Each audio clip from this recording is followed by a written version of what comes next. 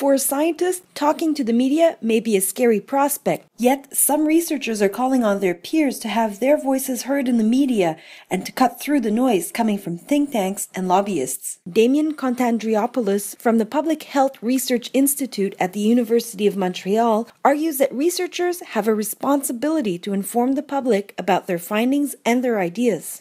We have less and less people that have the right to free speech.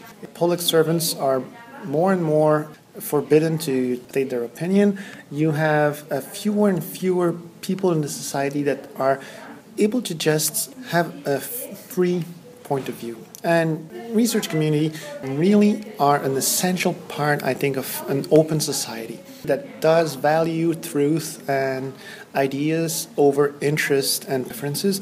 So the time now for researchers to get involved in public debate, I think, is absolutely central. Marc-André Gagnon, an assistant professor at the School of Public Policy and Administration at Carleton University, fears that the debate has become too skewed and that the scientific community has given up on trying to fight the public relations battle. For me, I'm just sick and tired to see that sometimes it's think tanks in favor of specific commercial interests driving the political agenda, publishing reports, trying to frame the debate on a specific way. This relationship with journalists is important in the sense that having this capacity to bring in this public sphere expertise, more factual, more evidence-based, I think it is our role as researchers. Scientific studies and reports are rarely communicated to the general public, and most people don't read scientific journals, reminds Damien Contandriopoulos. If you want to have an idea that makes its way into society, you need to get that idea out. You need to get people aware of that idea, and mass media is probably the most effective way to reach out. He adds that too many policies and decisions are made without knowing what the evidence is. Researchers have the power to change that. The challenge is to get that idea to be turned into practice and policy. And politicians are very sensitive to what the press publishes. The scientific community has to work together to help journalists who might be pressed for time or who do not have a science background, adds Marc-André Gagnon. Finding the right person to discuss in terms of researcher or just referring the right person, I think is the best way to go.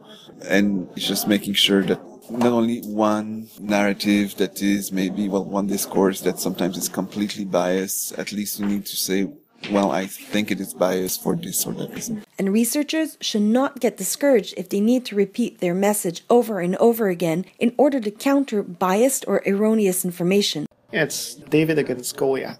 I really love the notion of zombie ideas. Notion that ideas, no matter how many times they have been proved false, still come back to life again and again, because behind that idea there is that zombie master that has an interest in pushing the idea forward.